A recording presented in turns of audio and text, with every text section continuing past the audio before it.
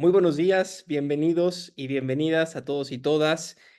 Gracias por acompañarnos en este sexto webinar del año de este ciclo de webinars 2024, Innovación en la Industria Financiera, Retos y Perspectivas. El día de hoy tenemos el webinar Programas de Formación Interna, cómo formar a mis formadores. Sin duda, un tema de alta relevancia. Para continuar con el protocolo de esta sesión, para dar la bienvenida a nombre de Red Catálisis y la Universidad Mondragón México, le cedo el uso de la voz a don Raúl Sánchez. Adelante, don Raúl. Muchas gracias. Buenos días a todos. Nos sentimos muy complacidos con su presencia a este webinar, cuya importancia es muy relevante en los actuales momentos. La formación interna dentro de nuestras organizaciones requiere de herramientas especializadas para que todos nos vayamos actualizando. El mundo está cambiando constantemente y ahora mucho más rápido que hace unos años atrás, y necesitamos que todos estemos al día en esta formación. Gracias a la Universidad de Mondragón por brindarnos los instructores apropiados y con capacidades para estas orientaciones. Y nos agrada mucho esta alianza que, como hemos dicho en otros momentos, ya llevamos 5 años y vamos ya para el sexto. Muchísimas gracias y que disfruten mucho de esta interesante conferencia. Gracias.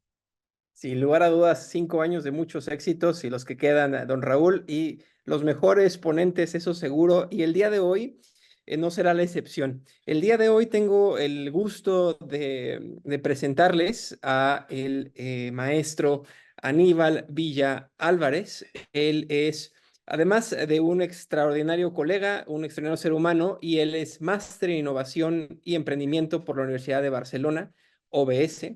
Maestro en Ciencias de la Educación y licenciado en Diseño Gráfico por la Universidad del Valle de México, Campus Querétaro. Es miembro de la International Society for Technology and Education. Es educador certificado por Google, nivel 1 y nivel 2. Además, es Google Certified Trainer, entrenador certificado por Google. Es también educador certificado por Adobe, por el set de paquetería de Adobe. Y Apple Teacher, es maestro de la gran compañía Apple. Sin lugar a duda, un extraordinario perfil. Es docente invitado de Algonquin College en Ottawa, Canadá. Actualmente se desempeña como director de la Facultad de Diseño en la Universidad Mondragón, México, donde también imparte distintas asignaturas en la licenciatura y en diferentes maestrías. También ha sido colaborador o ha colaborado como diseñador instruccional para los programas en línea de la misma institución de la Universidad Mondragón, México, y como consultor en proyectos educativos, además de formador y de capacitador en empresas para la dirección de vinculación empresarial. Muchísimas gracias, maestro Villa, por hacerse el tiempo, y en lo que dejo de compartir la pantalla para que usted haga lo propio, voy a recordarles que el chat de esta plataforma se encuentra abierto y disponible para que ustedes puedan formular las preguntas correspondientes. Adelante, maestro Villa, por favor. Buenos días. Muchas gracias por la invitación.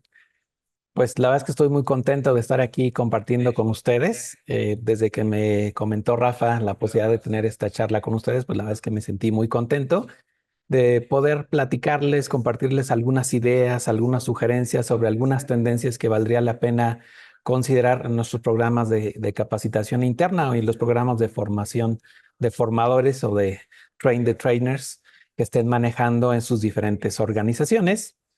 Entonces, pues si les parece, vamos a comenzar. Ya más o menos pude conocer un poquito más del contexto de la red, ¿no? Para tener un poquito más de conocimiento de cómo se organizan, los integrantes en qué países están ubicados. Esto que yo les voy a compartir, pues como les decía, son solamente algunas ideas, algunas sugerencias que ustedes podrían después poner en práctica. Y también, pues, comentarles que al final de la sesión, ya después, con calma, yo le compartiré tanto la presentación a Rafa, pero sobre todo los materiales adicionales con recursos que ustedes podrían revisar con calma para profundizar en alguno de los temas y después, incluso si se llegara a necesitar, pues ya de algunos de los temas en específico, poder profundizar de alguna manera, ¿no? Entonces, les agradezco, como les comentaba, pues su tiempo, su atención para estos temas y pues vamos a comenzar.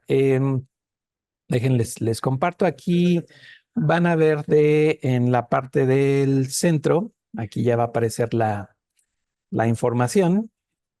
Entonces, para que ustedes la puedan ver más en grande, a diferencia, digamos, de las presentaciones tradicionales, aquí lo que yo les sugiero es que su cámara o su vista del Zoom la pongan en la vista que dice speaker, no en la vista en la que normalmente la manejamos, para que se Es vea la grande. vista orador también. En la vista Speaker. orador, exactamente, exactamente. Y La vista orador en buen español. eso es. Y esa vista la tendrán en el extremo superior de la derecha Ujú. de su pantalla y dice vista y es la siguiente orador. Es la Así siguiente. es. Este es Sí, uno de los para que se vea en primeros. grande. Ujú. Eso es.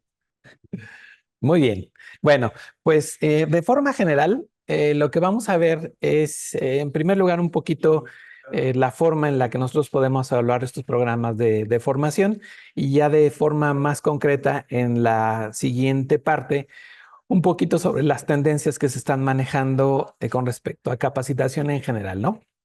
Entonces, bueno, en primer lugar, aunque se desarrolló hace mucho tiempo, creo que sigue siendo bastante relevante la utilización del modelo de evaluación de Kirkpatrick para medir el impacto de las capacitaciones, tanto a nivel interno como a nivel de las capacitaciones que aplican nuestros mismos capacitadores, ¿no? Entonces se puede manejar en esos dos niveles.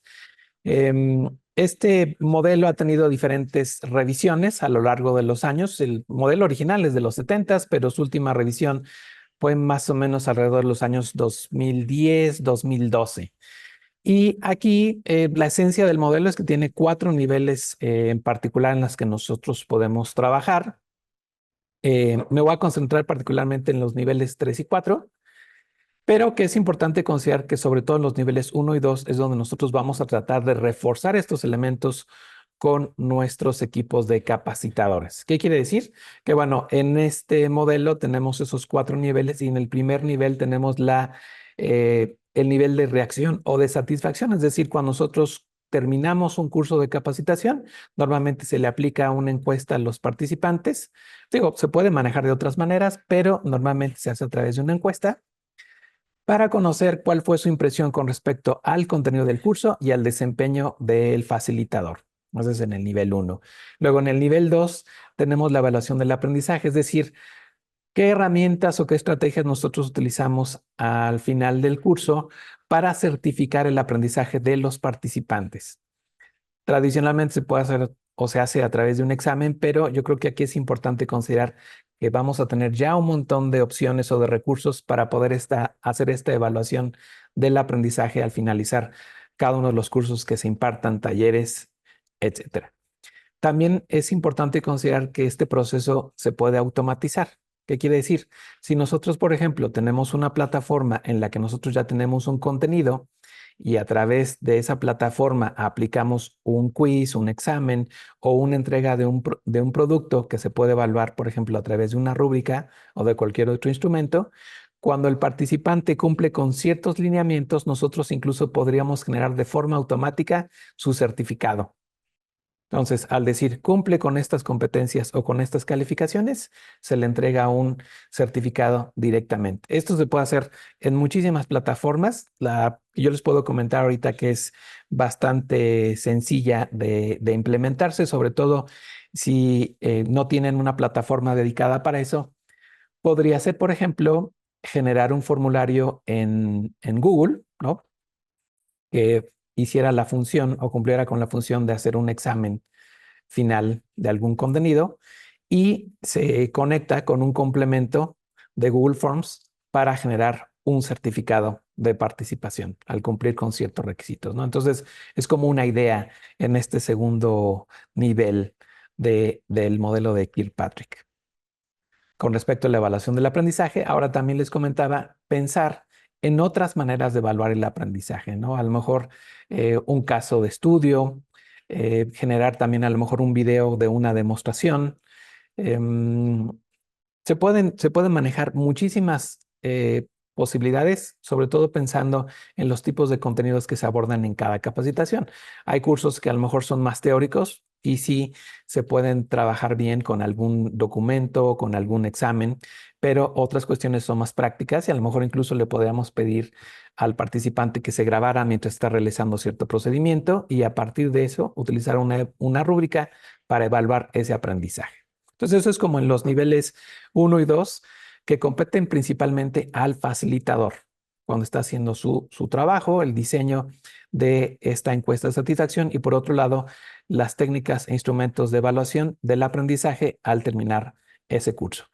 Los niveles 3 y 4 competen más a las organizaciones porque lo que les interesa es verificar que los participantes hayan tenido un cambio de comportamiento después de haber llevado este curso, ¿no? Que sea evidente que hubo una transformación y ahí normalmente incluso se puede hacer una evaluación previa para después aplicar otra evaluación y poder verificar este comportamiento. Incluso eso también se podría hacer a través de entrevistas, por ejemplo, de observación ya en el puesto de trabajo para analizar si se tuvo ese impacto que se estaba buscando.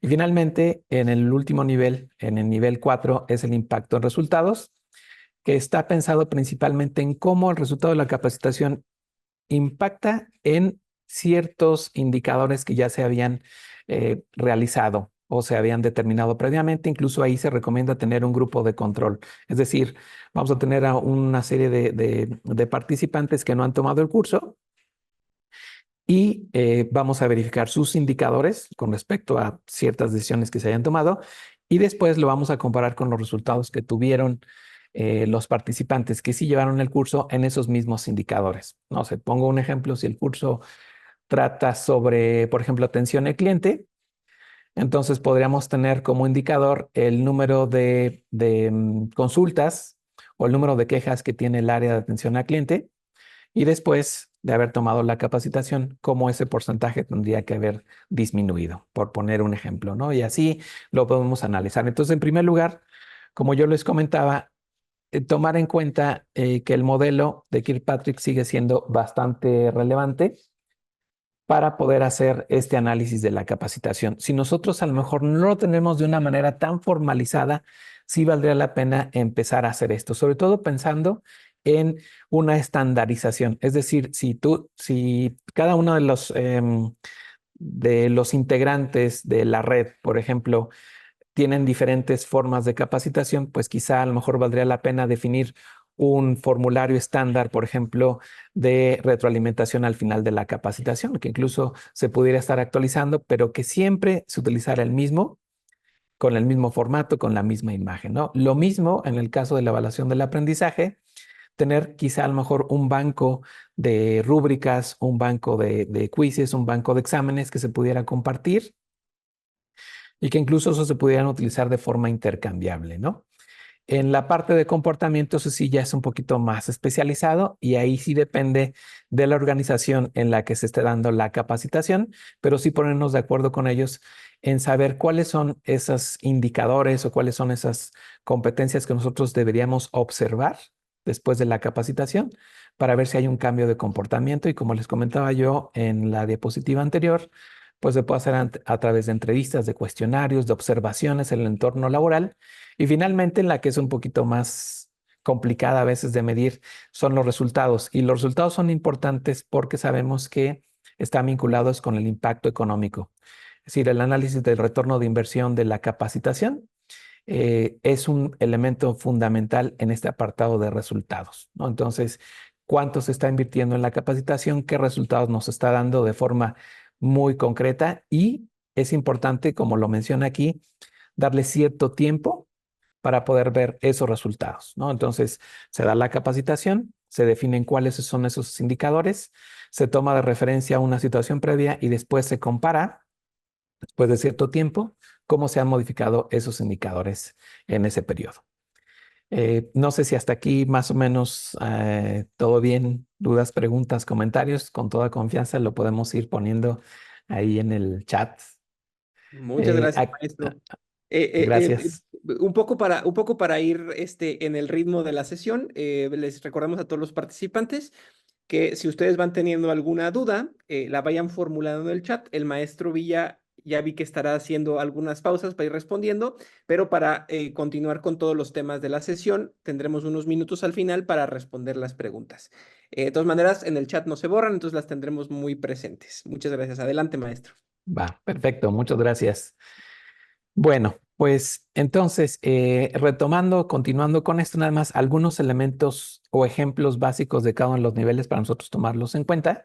En el modelo de Kirkpatrick ya les mencionaba yo en el nivel uno, que es el que se da cuando se termina la capacitación y nosotros aplicamos estas encuestas sobre el desempeño del facilitador y el contenido del curso, ¿no? Entonces, es importante diseñar un instrumento de evaluación que permita cuantificar esas reacciones y es muy importante que tratemos de obtener la máxima cantidad posible de respuestas sin insistirles, ¿no? No digo condicionar, pero yo creo que sí es importante que para que nosotros tengamos un panorama completo de lo que se está dando al final, sí pedirles a los participantes que nos ayuden contestando estas encuestas, ¿no?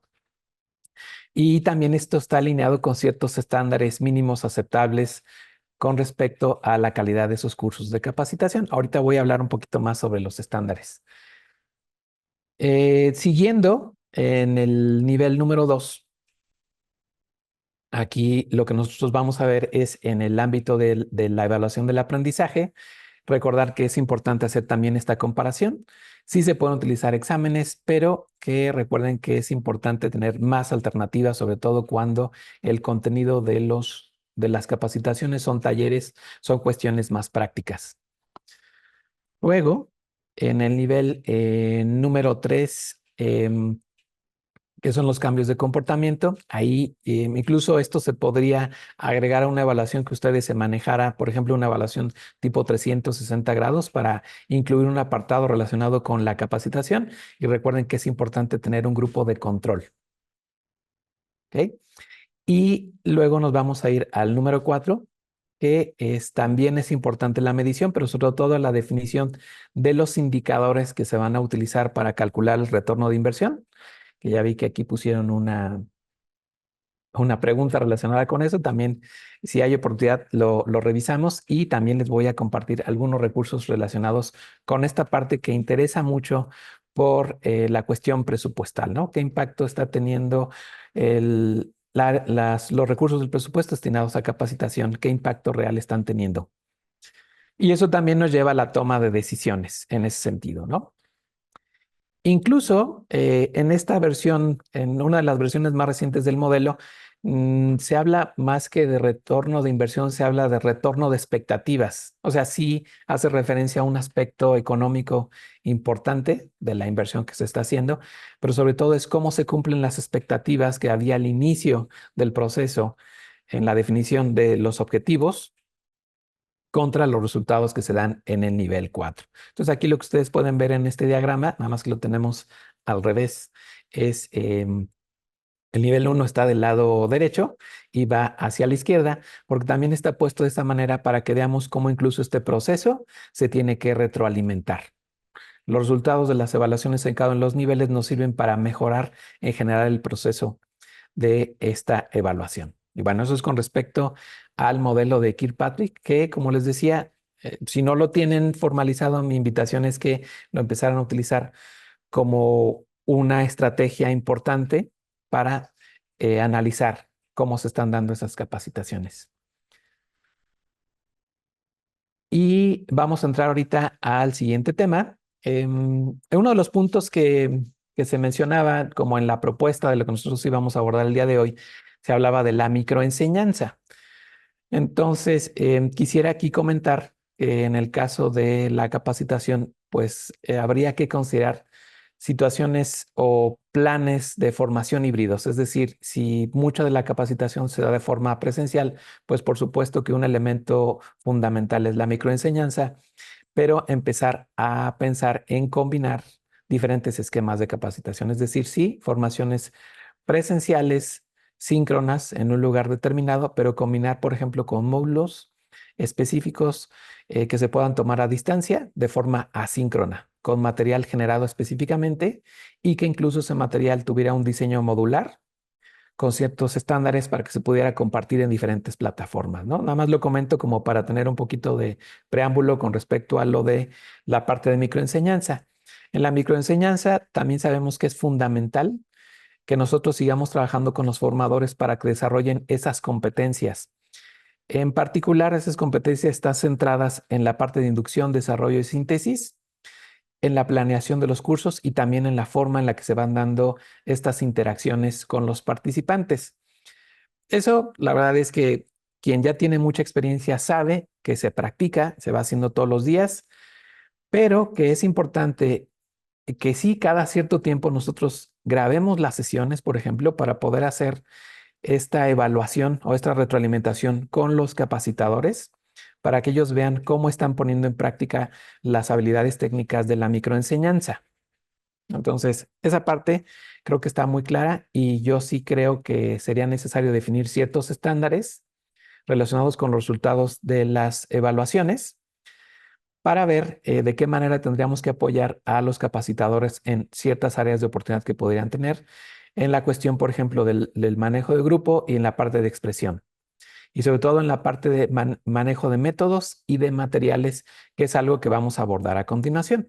Si nosotros hiciéramos un análisis, por ejemplo, de la forma en la que se llevan la capacitación para la microenseñanza, pues sabemos que esta técnica ya tiene muchísimo tiempo y que durante mucho tiempo pues no hubo realmente gran cambio en la manera en la que se llevaba, ¿no? Pero que ahora pues ya tenemos muchísimas herramientas nuevas y recursos.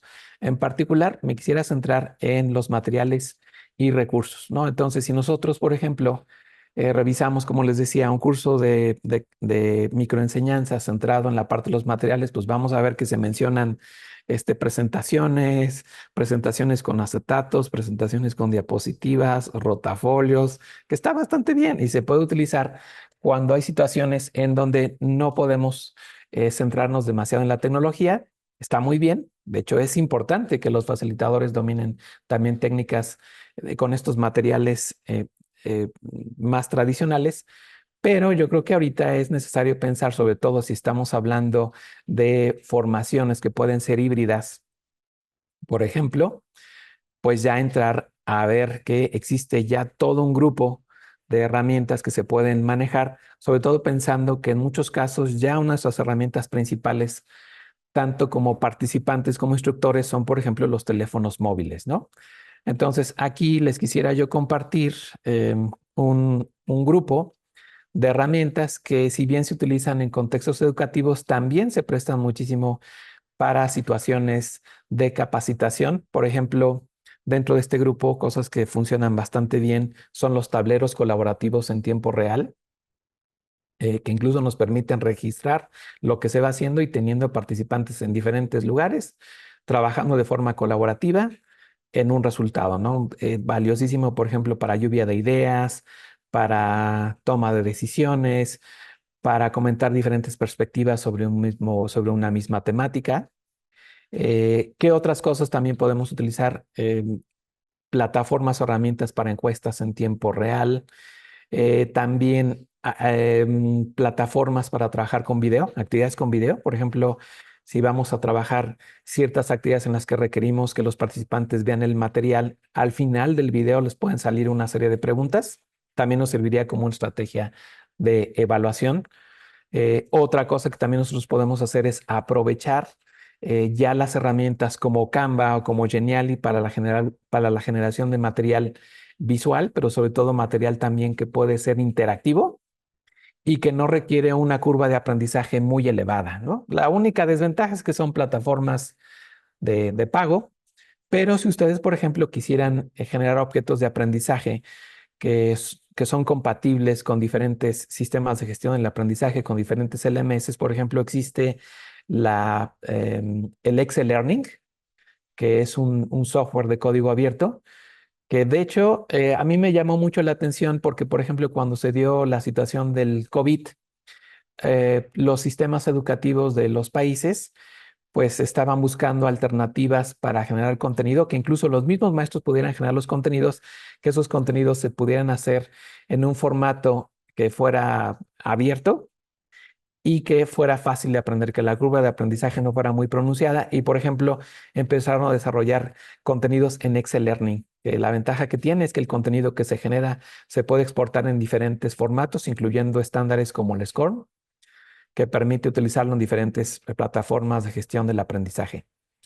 Entonces, así como les estoy poniendo este panorama, hay un grupo de herramientas que ustedes podrían considerar también ya en la capacitación de los formadores, empezar a considerar la utilización de algunas de estas herramientas, complementando los recursos tradicionales que se manejan. Entonces, herramientas, plataformas y también en la parte de recursos, considerar que ya hay mucho material que podemos utilizar, que se consideran recursos educativos abiertos, como por ejemplo videos, infografías, artículos, y cada vez se generan más. Incluso también una iniciativa interesante podría ser que cada una de las organizaciones que pertenecen a la red pudieran generar contenidos que se pudieran compartir con una licencia de este tipo, una licencia Creative Commons, que ustedes pudieran utilizar en su capacitación y que fueran intercambiables. Es decir, a lo mejor una de las organizaciones lo genera, lo puede utilizar en sus propios cursos, pero también lo puede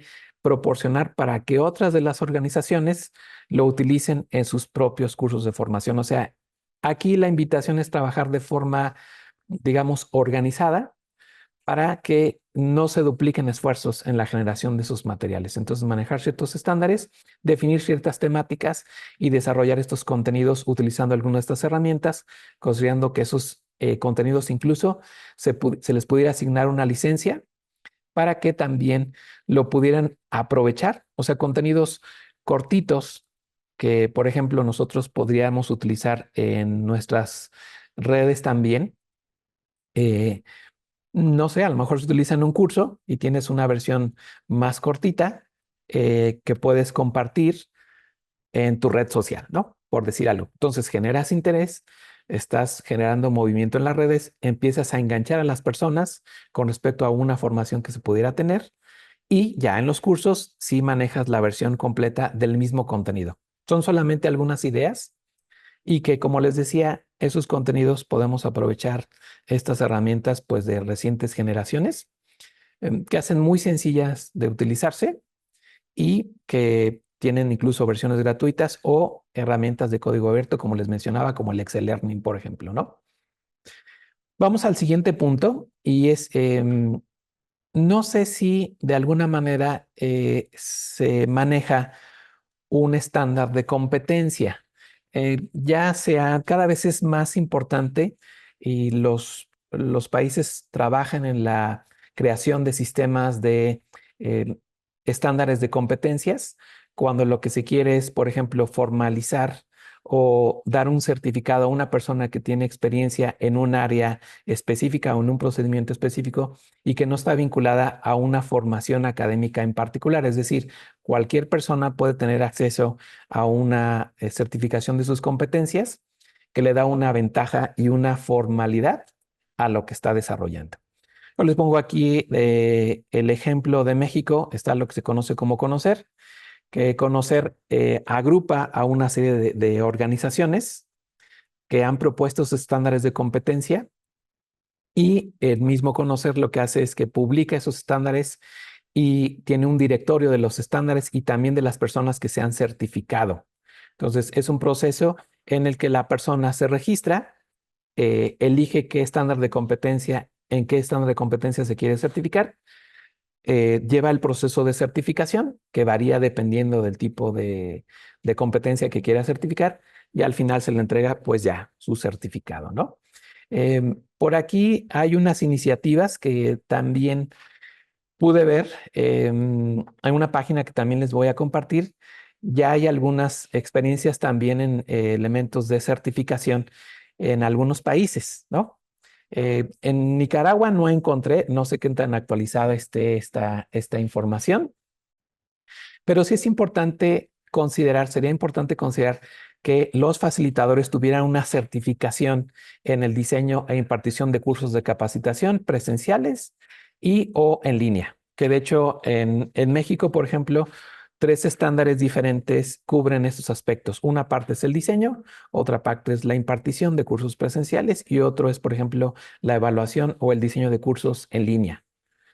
Pero sí sería importante considerar si los sistemas de certificación todavía no tienen estos estándares, por ejemplo, para facilitadores de cursos de capacitación, a lo mejor a nivel de la organización, proponer un estándar. Yo creo que esos documentos son una buena referencia. Entonces, pues nada más tomarlo en cuenta, ¿no? Como organización, quizás sí definir un estándar de competencia y eso también va a dar la seguridad a los procesos que se manejen, que si ustedes después están en otro proceso de acreditación o de certificación, el hecho de tener esto también ya certificado, pues les va a facilitar las cosas, ¿no? Y bueno, eso es con respecto a la certificación de las competencias de los instructores como una propuesta que podría ser interesante, ¿no? Ahora, por aquí vamos a escuchar hablar de unos conceptos nuevos, que es el de el diseño de experiencia de aprendizaje, ¿no? Entonces, a lo mejor ustedes por ahí han escuchado este término relativamente nuevo, que es la experiencia de usuario, ¿no? Que se aplica mucho ahora al diseño de productos y servicios, pensándonos o ubicando en la experiencia del usuario o la experiencia del cliente también, porque ahora también ya existe el Customer Experience. Entonces, aquí lo que hacen es toman esos elementos de la experiencia de usuario pensando en la persona que toma el curso de capacitación, el participante, ¿no? Y lo combinan con lo que ya se conocía de diseño instruccional, es decir, se retoman las ideas del aprendizaje, todo lo que manejamos en la capacitación tradicional y se combinan con un enfoque centrado en la empatía y en una experiencia, digamos, holística y se genera este concepto de experiencia de aprendizaje o diseño de la experiencia de aprendizaje. Y tiene estos elementos em, que nosotros ubicamos tradicionalmente los conceptos de diseño instruccional y de todo lo relacionado con los procesos cognitivos, pero fíjense cómo se integran, por ejemplo, elementos de aprendizaje experiencial, que es algo que se retoma de la formación académica en el campo de trabajo, o sea, la combinación de estos dos elementos con experiencias reales dentro y fuera de la escuela, pero aquí aplicado a la capacitación, elementos de la experiencia de experiencia de usuario, que les decía, tomado otros contextos, pero aplicado al contexto de la capacitación, y el diseño de interacción, sobre todo cuando tenemos materiales de capacitación que son interactivos y que complementan la capacitación tradicional. Entonces, esa es una cuestión que yo les quería compartir. Y aquí podemos ver, por ejemplo, cómo se compara el diseño de experiencia de aprendizaje o Learning Experience Design contra un modelo de diseño instruccional tradicional como el ADI. Entonces, se dan cuenta, tiene muchos elementos en común, pero el diseño de experiencia de aprendizaje retoma elementos del pensamiento de diseño o design thinking para hacer una propuesta de experiencia de aprendizaje centrada en la persona que toma el curso. Las propuestas de diseño instruccional tradicionales están centradas en el instructor, o sea, en facilitarle su trabajo como instructor, pero no necesariamente facilitar el aprendizaje de los participantes.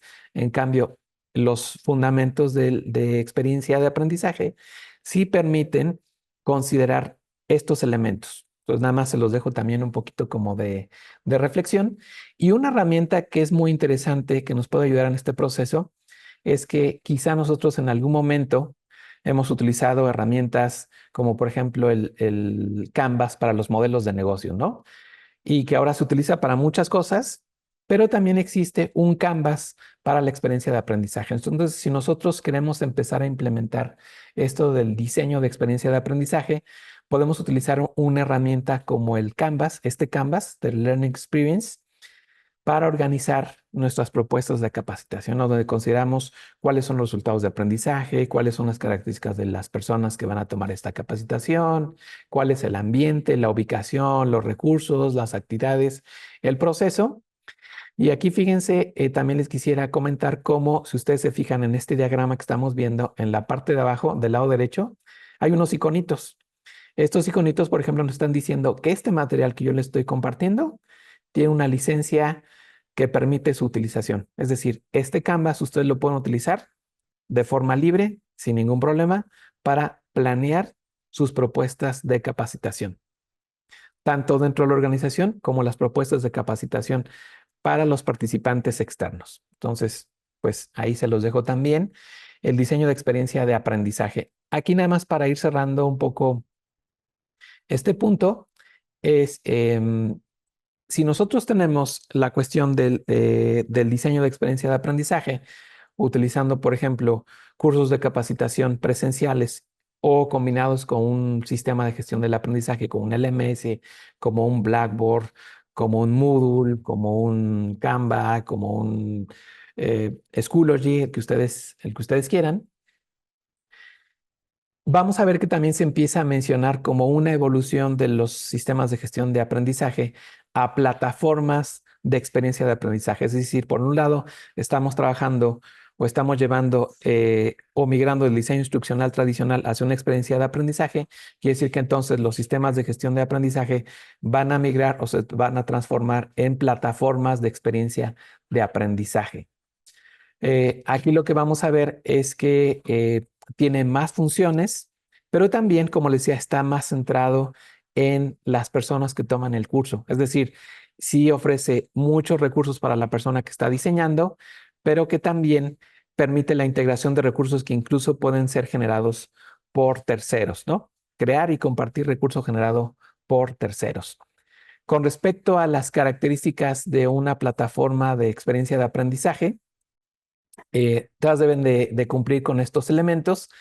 Y aquí lo que quiero que veamos es cómo ahora se incorporan cosas que quizá no habíamos tenido o no habíamos contemplado, ¿no? Por ejemplo, un sistema de gestión del aprendizaje, pues ya sabemos que tiene elementos para la creación de contenido, para la curación de contenido, que se integra con otras plataformas de diferentes proveedores, pero fíjense cómo ahora en estos nuevos sistemas es importante toda la analítica del aprendizaje, cómo se puede generar contenido o recomendaciones a partir del uso de inteligencia artificial, cómo podemos fortalecer o enriquecer la experiencia de aprendizaje a través de la utilización de chatbots y cómo también podemos incorporar elementos de gamificación en el proceso de la experiencia de aprendizaje.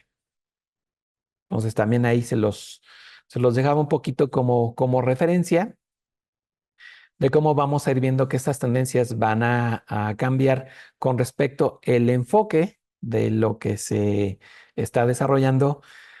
Les decía, ya no está tan centrado en el instructor o en el facilitador, sino más bien en los aprendices, en los participantes.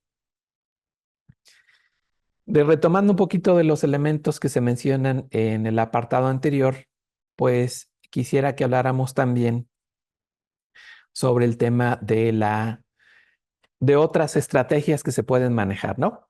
En las estrategias tradicionales o técnicas instruccionales tradicionales, pues se habla mucho de trabajo en equipo, de cosas que utilizan material impreso, pero también quisiera comentarles que otra tendencia que vale la pena retomar es lo que se conoce como pensamiento visual o visual thinking, que incluso ahora también se ha puesto de moda en las sesiones de trabajo en equipo, no solamente como una herramienta de capacitación, sino como también un auxilio o un apoyo en sesiones, por ejemplo, de trabajo colaborativo.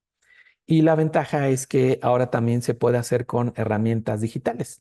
Entonces aquí lo que nosotros vamos a ver con el pensamiento visual es que aprovechamos los elementos de la comunicación visual para generar este tipo de elementos gráficos, elementos visuales, donde es importante tomar en cuenta que no es necesario saber dibujar. Luego se dicen, bueno, es que tengo que ser un experto en el dibujo. No.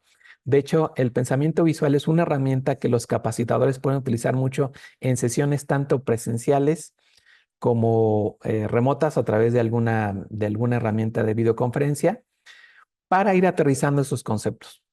Incluso yo les decía como herramienta de facilitación gráfica el pensamiento visual se utiliza para resumir el contenido, por ejemplo, de una plática Obviamente requiere una formación, porque sí te va a decir cuáles son los elementos esenciales que se tienen que manejar, recomendaciones con respecto a los tipos de gráficos o de elementos que se pueden utilizar en todo esto.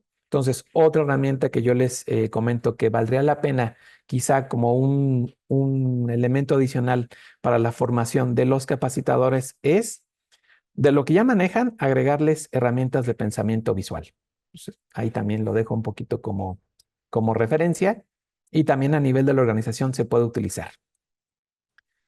Luego, habíamos mencionado la cuestión de la gamificación, ¿no? Entonces, ahora se escucha mucho y pues hay diferentes estudios que demuestran que sí tiene un impacto positivo en los programas de formación, tanto formación de los propios instructores como, les decía, formación externa. Entonces, ¿qué beneficios o ventajas tenemos con el uso de la gamificación en las empresas? Motivación, ¿no? Mayor retención, mejor rendimiento y la productividad, fomenta el trabajo en equipo y promueve la creatividad y la innovación, ¿no? Entonces, aquí les voy a compartir un video de un ejemplo de cómo la utilización de la gamificación tiene un impacto positivo en varios aspectos. En México existe una compañía que se llama FEMSA, que es pues que engloba todas las embotelladoras de las marcas de Coca-Cola. Y aquí les voy a compartir un videito muy cortito para que podamos ver qué beneficios ellos tuvieron al trabajar estos elementos de gamificación. Entonces déjenme, les comparto el video.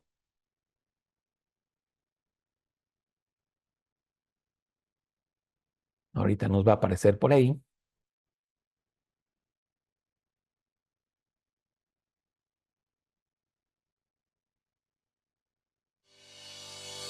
Me dicen si se escucha.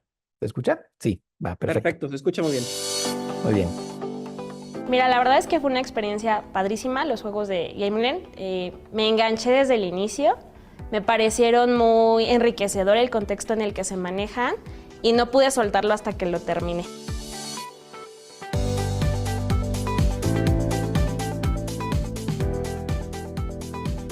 Uno de los retos es poder consolidar las competencias de liderazgo que tenemos todos como parte de una organización como Coca-Cola FEMSA. Y básicamente estamos acompañando programas que no solamente se enfoquen a la parte técnica, sino que las estamos acompañando de reforzamiento de comportamientos de liderazgo y de gestión.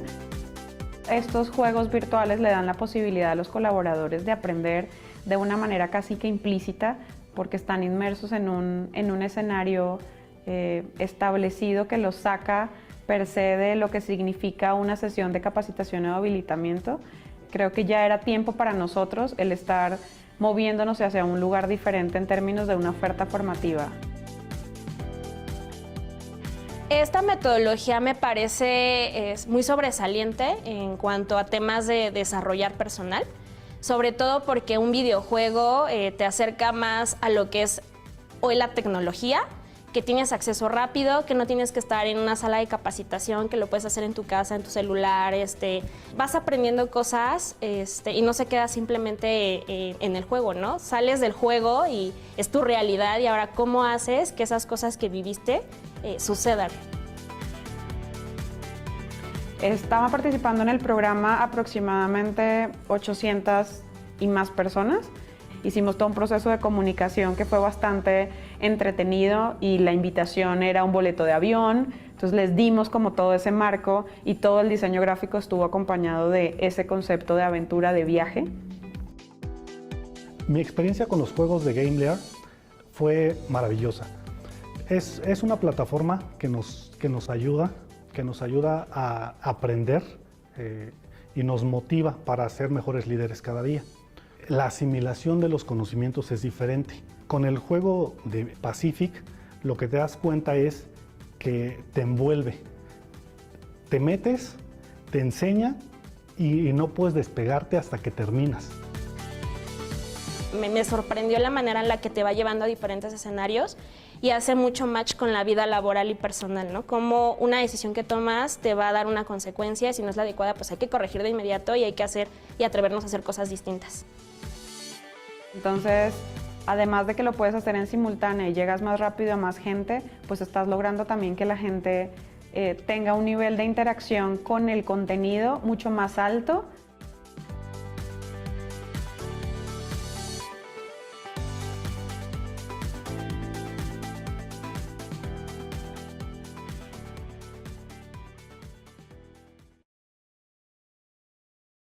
Bueno, pues ahí está, es un ejemplo, ¿no? De cómo lo llevaron a cabo.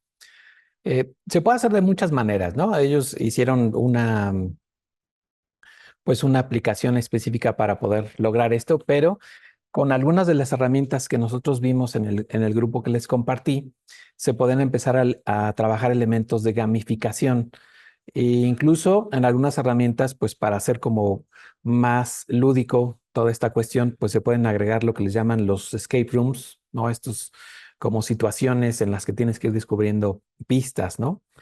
También, por ejemplo, aunque es un poco más formal, también pensar en el diseño de lo que son escenarios ramificados. También es una forma de aprendizaje más interactivo y que se puede hacer con algunas de las herramientas que les mostré como en una de las primeras diapositivas. Y ya para ir cerrando, pues los temas de la sesión de hoy, tengo uno más que es la cuestión del micro learning. Nada más que está aquí fallando mi mouse, permítame tantito que me estoy peleando con él.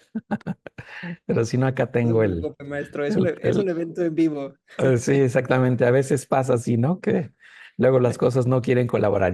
Ya revivió. Entonces, déjenme les comparto esta última parte para que si gustan podamos pasar un poquito a las diapositivas, ¿no? Digo, perdón, a las preguntas. Entonces, déjenme, lo pongo por acá. Y aquí está. Muy bien. Entonces, ¿de qué se trata esto del microlearning? En vez de pensar de cursos de una duración más larga, nosotros podemos generar ciertos contenidos más cortitos que se pueden distribuir de diferentes maneras, ¿no? Ejemplos de contenidos que pueden ser microlearning, por ejemplo, podemos tener videotutoriales que pueden ser de algún proceso en particular, videos de capacitación cortitos también. También hacer, por ejemplo, un screencast, que sería la grabación de lo que estamos viendo en la pantalla de la computadora cuando se quiere explicar un proceso muy particular, muy en concreto. También la utilización de videos de conferencias cortas, ¿no? Por ejemplo, una charla tipo TED, la utilización de infografías, o sea, en contenido que es corto, en formatos interactivos, visuales, y que se puede ir dosificando, ¿no? Entonces, los vamos compartiendo, incluso tenemos la ventaja de compartirlos a través de diferentes plataformas. Em, entonces, un elemento también importante es cuando nosotros trabajamos este tipo de contenidos o de recursos, pues poder evaluar cuál es la experiencia que están teniendo pues las personas que están recibiendo estos contenidos. En cuanto a el trabajo de diseño instruccional de estas cápsulas de contenido para el microaprendizaje, pues es definir, por ejemplo, cuáles son los objetivos, cuál es el contenido que se va a manejar, ya en específico cómo se desarrolla esa microlección, incluso sugerencias de cómo se puede poner en práctica lo que se acaba de aprender y hacer algunos o conectar estos cápsulas con algunas evaluaciones rápidas, ¿no? A lo mejor algún quiz que se pueda manejar directamente a través de alguna plataforma es una opción que podemos tener, ¿no? Y ya para cerrar la parte de nuestra sesión de hoy, es también considerar empezar a aprovechar las herramientas de inteligencia artificial en la capacitación. Es decir, las herramientas nos permiten ahorrar tiempo automatizando tareas, también facilitan la retroalimentación, permiten personalizar el aprendizaje, también nos permiten encontrar recursos o generar recursos para ciertos temas específicos. También nos permiten trabajar o ampliar los niveles de accesibilidad de los materiales y de los contenidos. Y también nos permite la mejora en las competencias digitales. O sea, no solamente utilizarla como parte de la capacitación para los capacitadores, sino que también a nivel de la organización, integrarla poco a poco en nuestras tareas, con la intención, pues como les decía, de ahorrarnos tiempo, de poder generar contenido nuevo, contenido actualizado, de una manera más rápida. Y bueno, ahora sí, ya con estos temas, es lo que yo les quería compartir el día de hoy. Y creo que valdría la pena que nos fuéramos a echarle un ojito a las preguntas. Aquí Con mucho gusto, decían... maestro. Muchas gracias. Si gusto, se las voy formulando, si le parece. Ándele, sí, venga. Este, Gracias. venga, para que usted se Ujú. concentre en la respuesta. Bueno, de entrada, felicidades. Me ha parecido muy clara la información presentada. Y pregunta Nereida Osorio, ¿cómo medir el retorno de la inversión en las capacitaciones? ¿Cómo evidenciar que el cambio en los indicadores financieros es por una X capacitación? Sí, aquí, como les comentaba, yo creo que una parte importante es definir cuáles son los indicadores que se van a utilizar, ¿no? Esa parte es fundamental. Y si es difícil, por ejemplo, aislar otras variables, pero creo que sí debe haber algunos cuantos indicadores que sí quede claro que después de haber tomado la capacitación están siendo modificados. Hay un impacto. Aquí es importante recordar que un elemento esencial de eso es la utilización de un grupo de control, ¿no? Eso es bien importante porque si no, entonces nos va a ser difícil aislar esas variables. En el material yo les voy a compartir algunos recursos en los que nos ofrecen diferentes opciones para poder calcular ese retorno de inversión. Pero creo que lo más importante es que todo esté conectado. Es decir, si nosotros lanzamos una capacitación es porque previamente hubo una detección de necesidades de capacitación que a su vez estaba alineada con algunos objetivos e indicadores que se querían cumplir o modificar. Entonces todo tiene que estar de la mano, ¿no? Porque si a lo mejor el objetivo era uno y lo estamos midiendo con un indicador que originalmente no tenía nada que ver con eso, pues va a ser difícil, ¿no? Entonces sí, todo tiene que estar perfectamente alineado. Sí. Muy bien. Y les compartiremos material. Ujú. Eso es, exactamente. Ese Bonilla pregunta eso. Muchísimas gracias. Muchas preguntas. Luis Matamoros dice, buen día, ¿qué propone para medir los resultados antes y después de la formación? Es un poco lo que había comentado, ¿no, maestro? Ajá. Sí, eso está relacionado con uno de los niveles de Kirkpatrick, ¿no? O sea, no solamente en el impacto, sino cómo comparamos los resultados antes y después. Aquí también yo creo que habría que hacer una evaluación, ¿no? Y esa evaluación se puede manejar de diferentes maneras. Pues a lo mejor tienes algunas entrevistas, ya tienes algún reporte de desempeño, por ejemplo. Yo creo que es importante también hablar con las personas, con los empleados, con los socios, ¿no? Con los que se esté trabajando, para poder hacer ese antes y después, ¿no? Sí se puede hacer de una forma cualitativa, pero también hay que considerar la parte cuantitativa, las dos, ¿no? Ambas cosas. Y como les decía, en cuanto a instrumentos de medición, sí se pueden manejar muchas cosas, indicadores, entrevistas, también resultados de desempeño, evaluaciones de desempeño, un histórico, por ejemplo, que se podría considerar. Obviamente también ahí hay que considerar cuando se está haciendo este histórico, pues ver si la persona ha tenido cambios en sus puestos, ¿no? O sea, qué otros elementos han participado en su formación. Yo creo que podría ser ahí y también incluso les puedo ahí compartir algunas sugerencias de cosas que se pueden utilizar para medir antes y después de la formación. Dice la ayuda de inteligencia. Ah, bueno, ya me estoy adelantando.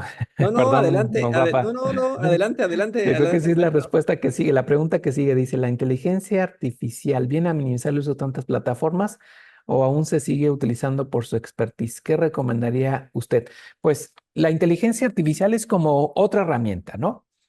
Y yo creo que en vez de verla con miedo, más bien hay que aprenderla a utilizar y manejarla a nuestro favor. Yo creo que en particular nos permite ahorrar tiempo en muchas tareas.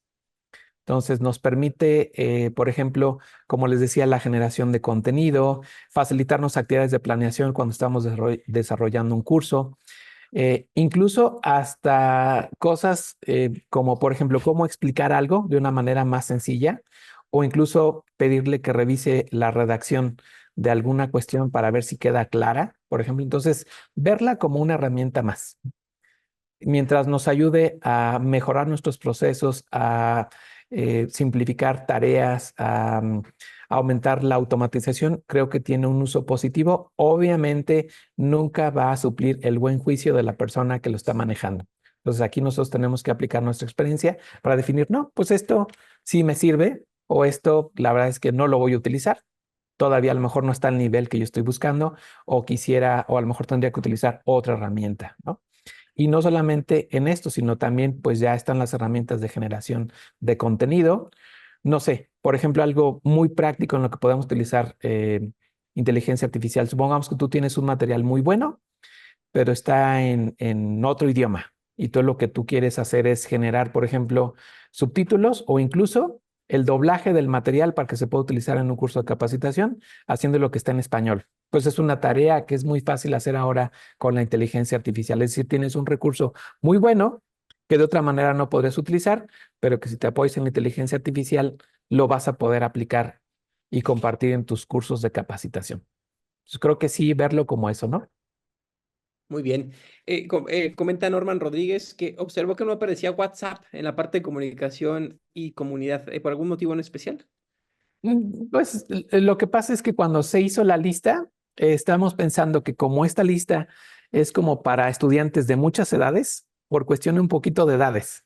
Pero sí, la verdad es que también es un recurso muy importante que nos permitiría la distribución de contenido de una forma muy dinámica. Por ejemplo, toda la estrategia de microlearning se puede combinar muy bien con el WhatsApp como una estrategia de distribución, por ejemplo. ¿Por qué? Porque ahora el WhatsApp tiene más herramientas que te permitirían, por ejemplo, poner un contenido y después aplicar alguna encuesta. O sea, sí, la verdad es que es una herramienta que podemos aprovechar. Y nada más era por eso, por ese tema, ¿no? Muy De la bien. edad, de las Maestro, edades. yo creo que si nos quedamos aquí otra hora, seguirán llegando preguntas. Es importante Ajá. en estos procesos de microlearning que los contenidos, como por ejemplo videos, conferencias, no sean tan largos. ¿Hay algún parámetro o estándar para el tiempo en que deben durar estos videos, conferencias? Sí, en cuanto a audios y videos, pues se recomienda 5 o 7 minutos, ¿no? Y que sean de un solo tema. Una parte muy importante es que sean de un solo tema. Eso es, muy Entonces, bien. tienes el contenido, se comparte y después recuerden que también es importante tener una actividad como para verificar que sí se apropiaron de este tema, ¿no? Exactamente, muy bien.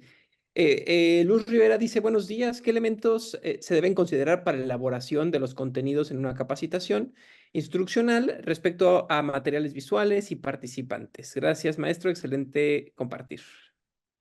Gracias. Yo creo que si nosotros ponemos en práctica lo que hemos mencionado con respecto a centrarnos en las personas que toman el curso, yo creo que la principal consideración es conocer el perfil de las personas que van a llevar esta capacitación. Antes que cualquier otra cosa sería el parámetro principal, ¿no? Conocer qué es lo que normalmente utilizan, cuál es la intención de esta capacitación, las edades, por ejemplo, el dominio que tienen de ciertos materiales. Y ya a partir de eso nos vamos entonces, ahora sí, a proponer todo lo demás. Pero yo creo que el punto de partida sería pensar en las personas que van a tomar esta capacitación y de ahí nos vamos hacia atrás, ¿no? O sea, ¿cuál es el objetivo? También va a determinar muchas cosas. Por ejemplo, si es un tema un poquito más quizá práctico, ¿no? Entonces habría que considerar que los materiales también tienen que ser de otro tipo, ¿no? No pueden ser nada más cuestiones visuales, sino que también habría que pensar en cuestiones más interactivas. Muy bien, muy bien.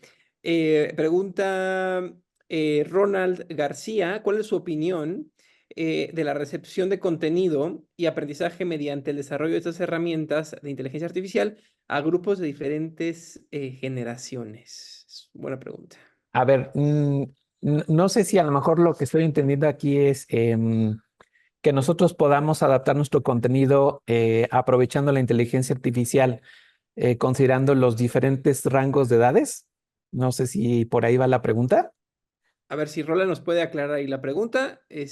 Yo en cambio entendí más bien qué tan abiertas están las diferentes Ajá, sí, generaciones ajá, a la utilización de inteligencia artificial. Ah, mira, ya sí, dijo ahí Roland ahí. está, sí, sí. Afirmativo, De hecho, venga. este es un buen ejemplo de las cosas en las que nos ayuda mucho la inteligencia artificial. Incluso, digamos que en las plataformas modernas nosotros incluso podemos alimentarle con información de referencia, es decir, este es un buen ejemplo de un material, ¿no? Para este público. Este es un buen ejemplo de un material para este público. Y lo que hace la plataforma es adapta el tono de la comunicación a ese público.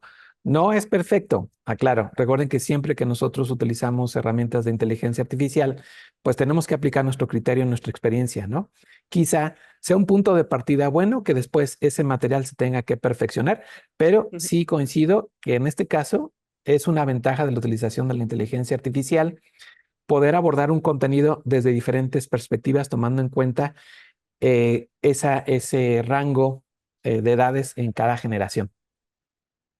Muchas gracias, muchas gracias. Maestro, pues, como lo dije hace rato, le agradezco muchísimo su tiempo, su disposición. Creo que ha sido un webinar bastante ilustrativo, interesante. Seguramente lo volveremos a convocar para más charlas, segurito.